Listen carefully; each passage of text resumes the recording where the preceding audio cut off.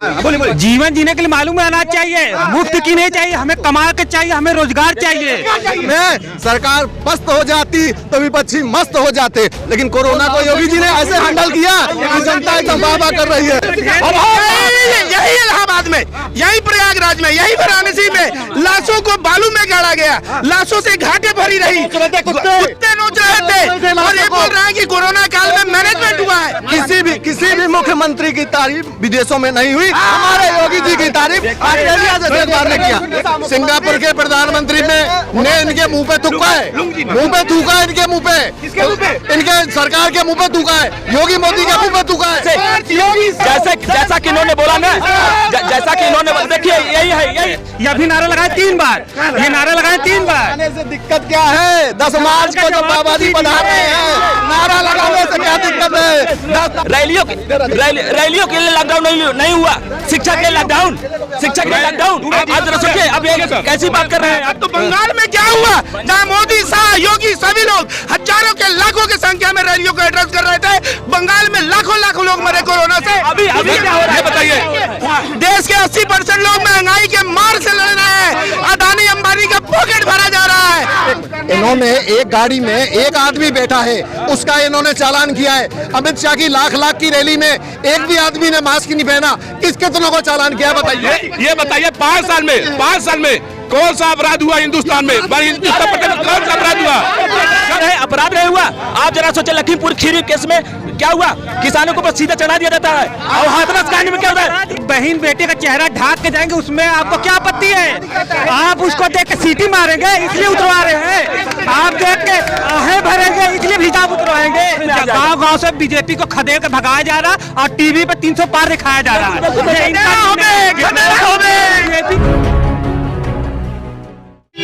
नमस्कार, मैं हूं देव, इसमें आप देख रहे हैं लोकतंत्र टीवी। ये ज्ञानपुर है, यूपी का वो भूभाग जहां लगातार भारतीय जनता पार्टी और तमाम ऐसे राजनीतिक चहलकदमियों से भरा पड़ा है, जहां तमाम पार्टियों के लोग जो हैं रहते भी हैं और लगातार हर मोड़ पर, हर कॉर्नर पर दस्तक दिए रहते हैं। हालांकि आज ये बात दूसरी है कि सूबे में हर मुद्दा जो है अलग अलग किस्म का रोज नया उभरता जा रहा है। हमारे साथ तमाम सोशल एक्टिविस्ट और भाजपा के समर्थक यहाँ पर मौजूद हैं, जो लगातार अपनी बात बेबाकी से करेंगे और ये तय करेंगे चौक चौराहे से, हर गली मोहल्ले से, कि आने वाले समय में किसकी सरकार बनने जा रही है, भाजपा की या समाजवादी पार्टी की या कांग्रेस पार्टी की। वो कौन सी बड़ी पार्टी है जिसको एक बेहतरीन मेजोरिटी मिलने जा रही है। उत्तर प्रदेश में, जो देश का सबसे बड़ा प्रदेश है, जहां से योगी आदित्यनाथ का एक दबदबा है, वर्चस्व है, अखिलेश का भी वर्चस्व है, बहन मायावती जो लगातार 4 बार मुख्यमंत्री भी बन चुकी हैं। लगातार जानने की कोशिश करते हैं। क्या नाम हो आपका? सुशील विश्वास। क्या? सुशील विश्वास। कुमार विश्वास के भाई हैं। अच्छा, ठीक है। क्या लग रहा है किनको वोट देने जा रहे हैं? बीजेपी को, भारतीय जनता पार्टी को। क्या रीजन है, क्या लग रहा है कि इन 5 सालों में क्या आपने देखा कि भारतीय जनता पार्टी को मन में बसा लिया, दिल में बसा लिया? इनका काम काज अच्छा लगा। क्या काम? जैसे गली मोहल्ला, लाइट उट, हर चीज की व्यवस्था, और बच्चों का पढ़ाई लिखाई की तरफ। पढ़ाई लिखाई बढ़िया है। पढ़ाई लिखाई तो 3-4 साल तो कोरोना ने कहा गया। हाँ, और हॉस्पिटल की हॉस्पिटल बढ़िया है। बढ़िया। दिल से बोल रहे हैं? दिल से बोल रहे हैं। दिल से। देखिए पढ़ाई लिखाई।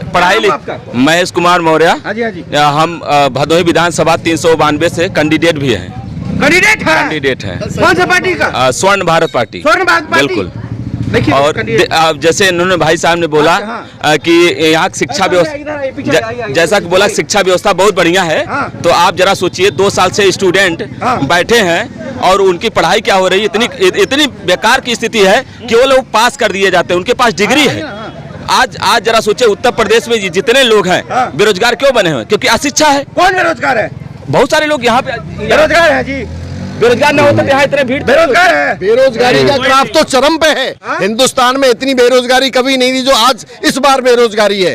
भदोही के किसी भी गांव में चले जाइए और जाके बेरोजगारों की संख्या आप गिन लीजिए। हर एक गांव में बेरोजगारों की संख्या इतनी भरी पड़ी है, इतनी भरी पड़ी है कि अगर मस्त है जो है, एकदम जनता मस्त है, एकदम मस्त है जनता। ऐसा है ना, ऐसा है ना, किलो के राशन से ये मस्त है। बिल्कुल। 8 किलो के राशन से ये मस्त है, इसलिए कह रहे जनता में। नौशाद कुरैशी। ठीक है, ये 5 किलो के राशन से मस्त हैं। और ये हम बता रहे हैं, ये जीवन जीने के लिए मालूम है अनाज चाहिए, मुफ्त की नहीं चाहिए, हमें कमा के चाहिए, हमें रोजगार चाहिए। मुफ्त के अनाज कब तक खाएं? रोटी, कपड़ा और मकान जीवन जीने के 3 आवश्यक तत्व हैं। 3 आवश्यक तत्व, 3 आवश्यक तत्व हैं जीवन जीने। रोटी, कपड़ा और मकान और सुरक्षा, सुरक्षा, चारों चीजें एकदम सुरक्षा है। जनता एकदम मस्त है। सुरक्षा, एक मिनट रुकिए। एक चीज बताइए, उन्नाव में क्या सुरक्षा थी? हाथरस में सुरक्षा थी? कहाँ सुरक्षा थी? और लखीमपुर खीरी में सुरक्षा थी क्या? और रोटी, कपड़ा और मकान मिलजुल कर कमाए इंसान। भीख मांग के नरेंद्र मोदी और योगी आदित्यनाथ हमारे देश में भिक्षावृत्ति बढ़ा रहे हैं। नवयुवकों को भिखारी बनाने का लोग प्रयास कर रहे हैं। नवविभाग के अंदर आज टैलेंट नहीं है, इसके पीछे योगी आदित्यनाथ है जो भीख बांटना शुरू किए हैं। नहीं तो लड़के अपने हाथ में विश्वास रख देते। यही समझ लीजिए आप, अगर कोरोना में सरकार पस्त हो जाती तो विपक्षी मस्त हो जाते, लेकिन कोरोना को योगी जी ने ऐसे हैंडल किया कि जनता एकदम वाह कर रही है। यही इलाहाबाद में, यही प्रयागराज में, यही वाराणसी में लाशों को बालू में गाड़ा गया, लाशों से घाटे भरी रही, कुत्ते नोच रहे थे। और ये बोल रहा है कि कोरोना काल में मैनेजमेंट हुआ है। योगी आदित्यनाथ फेक न्यूज को फैला गया, इसकी पुष्टि हो चुकी है। ये समझ लीजिए, फेक न्यूज को फैला गया। पूरे पत्र सभी न्यूज चैनलों ने इसकी पुष्टि कर दी है। सुनिए पत्रकार महोदय, जानते हैं तो कुछ लोग ऐसे होते हैं कितना अंधभक्ति दिखाते हैं, कुछ लोग होते हैं इतना अंधभक्ति दिखाते हैं, उनके आंखों में जैसा होता है ना कि अंधभक्त का चश्मा लगा हुआ है, समझे? अंधभक्त का चश्मा लगा, उनको सब चीज सही दिखाई देती है, सब चीज सही दिखाई देती है। स्वर्ण भारत पार्टी से। क्या नाम है आपका? हमारा नाम महेश कुमार मौर्य। हम 392 विधानसभा चुनाव भी लड़ रहे हैं। बहुत बढ़िया। और हमारी मांग है कि अच्छी शिक्षा की व्यवस्था हो, शुद्ध न्याय और त्वरित न्याय हो। जब देश में त्वरित न्याय नहीं होगा तो ऐसे ही आप देखेंगे लखीमपुर खीरी केस होगा, उन्नाव केस होगा। हमारे देश में 28 राज्य हैं, 29 राज्यों में किसी भी मुख्यमंत्री की तारीफ विदेशों में नहीं हुई। हमारे योगी जी की तारीफ ऑस्ट्रेलिया जैसे अखबार ने किया। उनकी डिमांड मांगी। मेरी बात सुनिए, आरोप है। मेरी बात सुनिए, एक मिनट आ रहा हूँ। यहाँ आरोप अभी भाई साहब ने कहा, भाई साहब ने मेरी बात सुनिए, ये भाई साहब कह रहे हैं, अरे एक मिनट, ये भाई साहब सुनिए, शांति से, हल्ला नहीं। और अभी अरे सुनिए, ये कह रहे हैं कि विदेशों में ढोल पिट रहा है इनका। मेरी बात सुनिए, मैं वही बता रहा हूँ, योगी मोदी की विदेश में तारीफ हो रही है। सिंगापुर के प्रधानमंत्री ने इनके मुंह पे थूका है, इनके मुंह पे, इनके सरकार के मुंह पे थूका है, योगी मोदी के मुंह पे थूका है। उसने क्या कहा है सुनिए, उसने ये कहा है कि संसद में 80% बलात्कारी और हत्यारे हैं। और जहाँ तक ये बोल रहे हैं कि जो कोरोना में लाशें थी, ये सब जो है कोरोना में जो लाशें गड़ी थी बालू में,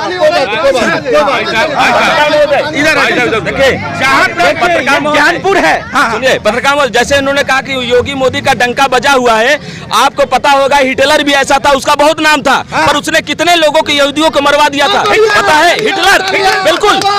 आज तानाशाही, मतलब जैसा आप चाहे जब चाहे तब स्कूल बंद करवा दीजिए, जब चाहे क्या है बंद कर दे रहे, क्या है बताइए? शिक्षा बंद कर दिया जा रहा है, इलाज, डॉक्टर इलाज नहीं कर रहे थे। तो बात हम बता रहे हैं, जब हमारे देश का गृह मंत्री बिल्कुल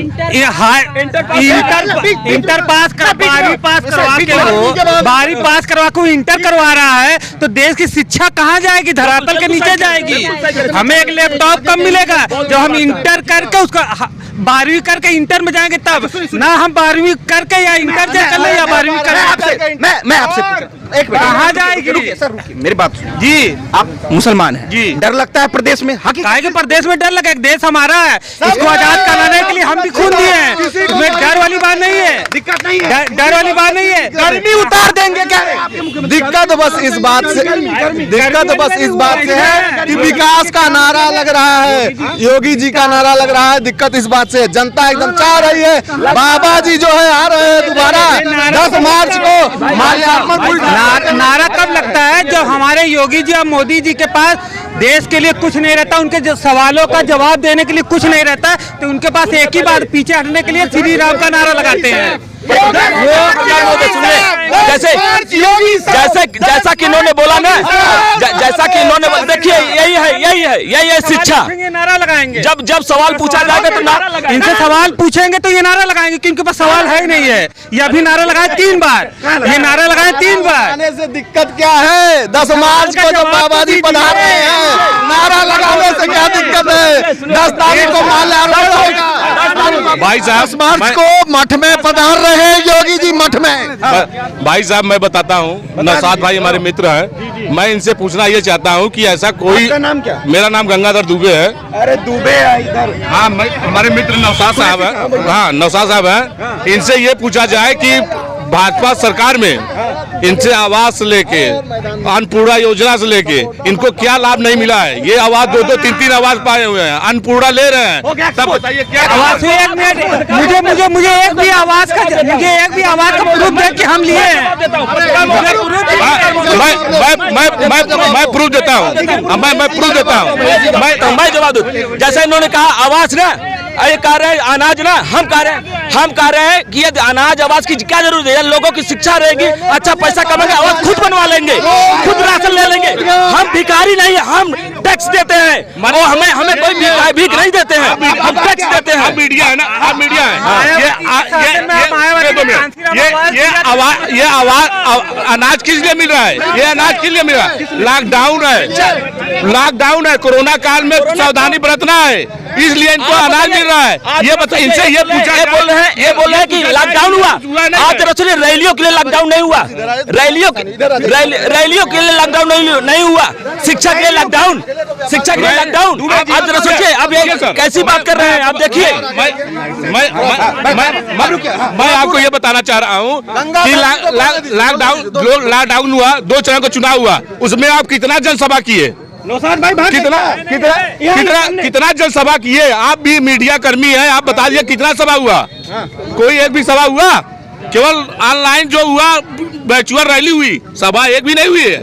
इनसे पूछिए 80-20 क्या है? 80-20 क्या है? 80 भाई साहब कह रहे हैं कि नहीं हुआ, तो बंगाल में क्या हुआ, जहां मोदी, शाह, योगी सभी लोग हजारों के लाखों की संख्या में रैलियों को एड्रेस कर रहे थे। बंगाल में लाखों लोग मरे कोरोना से। अभी क्या हो रहा है? ये बताइए, उस समय बंगाल की हालत ये थी कि बंगाल में विपक्ष ने सभा नहीं की। 80-20 क्या? 80 हम है, 20 में और सब है। 80 में बीजेपी है, 20 में और है। 80-20 में सपा है, 20 में सपा है। हाँ, सपा है, यानी ये 10 तारीख को निंदा। बीच में माफिया, गुंडा, रेप, सुनिए, बीच में ये सब है। बेरोजगार है 80%, देश के 80% बेरोजगार है। देश के 80% लोग महंगाई के मार से लड़ रहे हैं। अदानी अंबानी का पॉकेट भरा जा रहा है। 20% अदानी। इन्होंने एक गाड़ी में एक आदमी बैठा है, उसका इन्होंने चालान किया है। अमित शाह की लाख की रैली में एक भी आदमी ने मास्क नहीं पहना, कितनों को चालान किया है बताइए? ये सब विपक्षी है। ये बताइए 5 साल में कौन सा अपराध हुआ हिंदुस्तान में? उत्तर प्रदेश में कौन सा अपराध हुआ? जब कोई अपराध अपराध नहीं हुआ, अपराध बोल सुनिए सुनिए एक मिनट, ये बोल रहे हैं अपराध नहीं हुआ। आप जरा सोचे लखीमपुर खीरी केस में क्या हुआ, किसानों को ऊपर सीधा चढ़ा दिया जाता है, और हाथरस कांड में क्या होता है, रात में जला दिया जाता है, ये अपराध नहीं है। किसानों को ऊपर गाड़ी चढ़ा दी जाती है, अपराध नहीं है। अब बताइए गाड़ी चढ़ी, उसका कोर्ट में सजा दिया। सैफई कांड रहा ही नहीं तो कोर्ट में क्या कोर्ट में किया।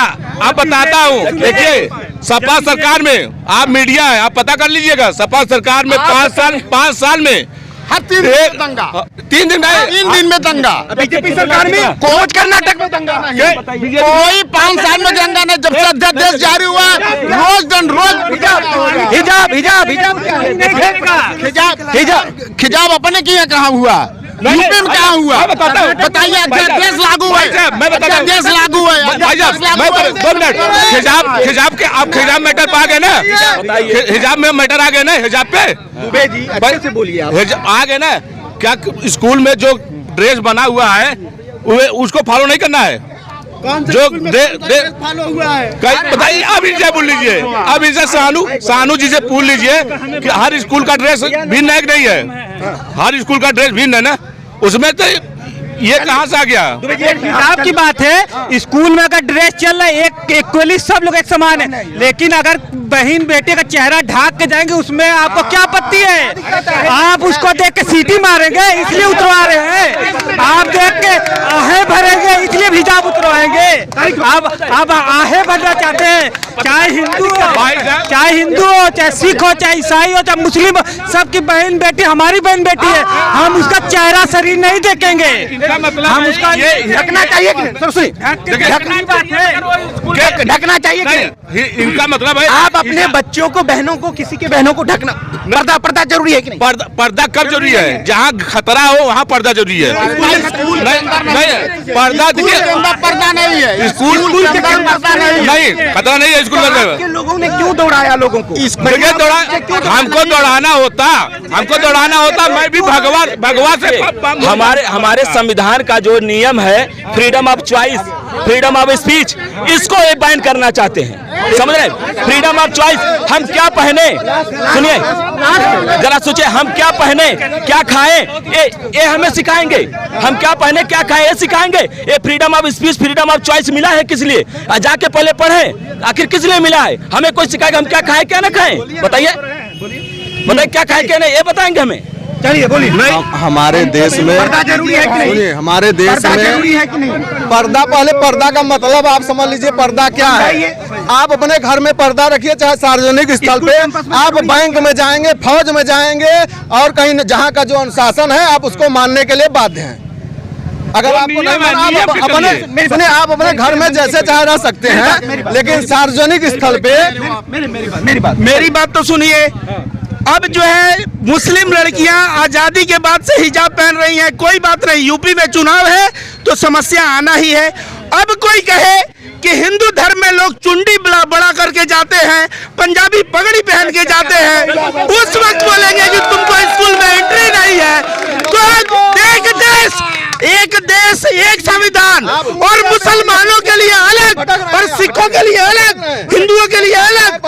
आज जो है भगवा कलर का गमछा लेके घूम रहे हैं कर्नाटका में, एक केवल और केवल उत्तर प्रदेश के चुनाव में हिंदू मुस्लिम का रूप देने के लिए ये चीजें हो रही है। आप ध्रुवीकरण, तुष्टीकरण बंद कीजिए, ठीक है?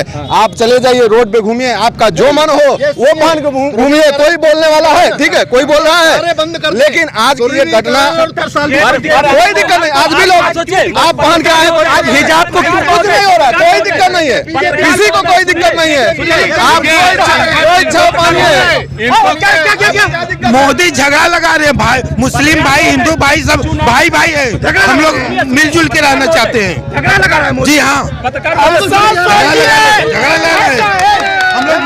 हम लोग भाईचारे हैं, समझिए, हम लोग भाईचारे हैं। पत्रकार महोदय सुनिए, ऐसा जानते हैं क्या है, जब चुनाव आता है तब कोई नया प्रोपेगेंडा खड़ा हो जाता है। अब इस बार जान लीजिए, इस बार मैं आपको बता दूं, एक बुजुर्ग ये जान लीजिए, ये जान लीजिए, जरा सोचिए, जानते हैं ऐसा है जिस तरीके से लगातार सड़कों पर, मोहल्लों पर, कॉर्नरों पर लगातार जिस तरीके से सवाल खड़ा किया जा रहा है हिजाब को लेकर, चुनावी रणनीति को लेकर, भारतीय जनता पार्टी सपा बनाम को लेकर, ऐसा प्रतीत होता है कि आने वाले चुनाव जो है 7 मार्च को जो है वो तय करेगा कि दरअसल 10 मार्च में किसकी सरकार बनेगी और कौन उत्साहित होगा और कौन बैकफुट पर नजर आएगा। जो 10 तारीख को बोल रहे हैं ना, जो 20 और 80 कह रहे हैं ना कि 80% जो अशिक्षित लोग हैं जो आज हुए हैं वो सही शिक्षा के रूप में वोट करेंगे। अब ये जो अनपढ़ बना रहे हैं इनको हटाएगी, बिल्कुल अनपढ़ महाराज बिल्कुल नहीं चाहिए, हमें शिक्षित लोग चाहिए, एकदम 100%, 100% चाहिए, 100%। इसलिए कह रहे हैं ना, आप गांव-गांव जाएंगे, गांव से बीजेपी को खदेड़ के भगाया जा रहा और टीवी पे 300 पार दिखाया जा रहा है। ये बीजेपी वालों कानपुर में जब कानपुर में योगी जी जाते हैं रैली करने के लिए, भीड़ कम रहती, कुर्सी खाली, वो आधे अधिकारी को डांटते हैं, अपना नहीं देखते हमने यूपी में क्या किया, नहीं तो भीड़ आ जाती है, अधिकारी को डांट रहे हैं। स्मृति ईरानी, कानपुर में स्मृति